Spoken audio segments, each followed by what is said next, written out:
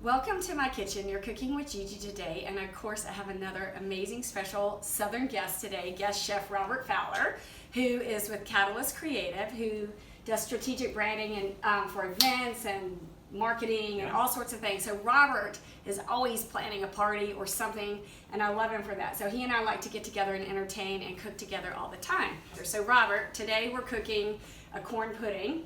So what we're going to do is we're going to start with 4 eggs. So why don't you crack 4 eggs in there, and I'll get a whisk. And normally, you know me, I cook super healthy. This is a crowd pleaser that's not healthy, so do not tell anyone what's in it.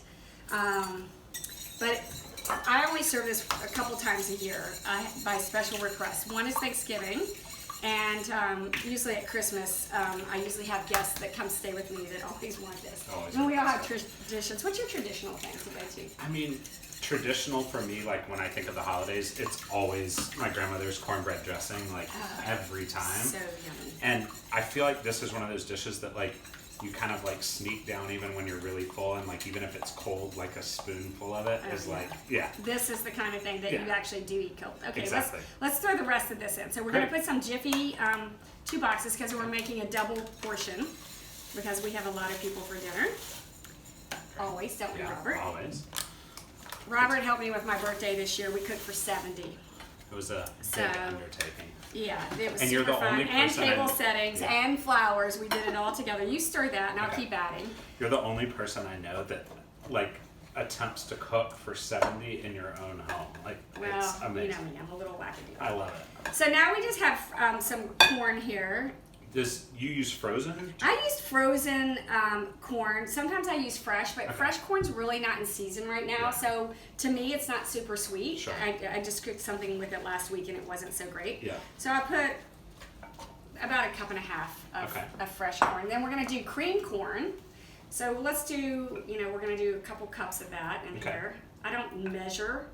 I just eyeball. Sure. And this is just straight from a can? Just good old Southern cream corn. Great. This is where it gets really bad.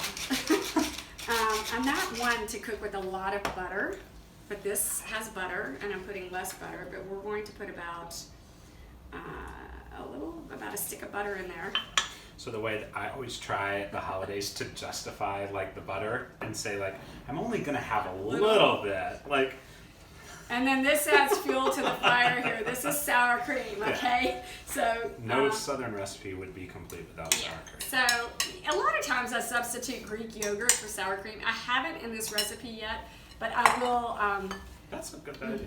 That's so good though. I will. Full fat, of course. Yeah.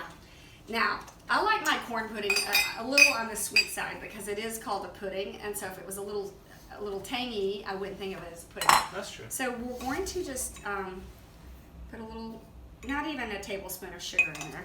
That wasn't filled. And let's add just a little pinch of salt here. What's your go-to salt?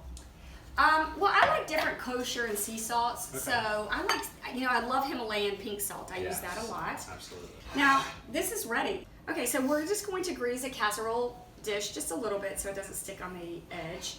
And we're just going to pour that in there. It's literally the easiest dish to make, and it's here. I like to, Oh yeah. I mean, not that we should be eating that raw, but we won't tell anyone. No one saw that, did they? A little raw. I never heard anybody. Well, I love raw batter. So we're going to just put that right in here. And voila. We have this gorgeous corn pudding, which we'll cook at about 375 until we don't want to overcook it. So we're just going to cook it till it's kind of soft and puddingy in the middle, but not runny. So it'll be slightly browned on top. It'll move a little bit, but it's not going to be watery. Okay? All right. Awesome. So Robert and I have just made you some Southern corn pudding. Thanks, Robert. Awesome.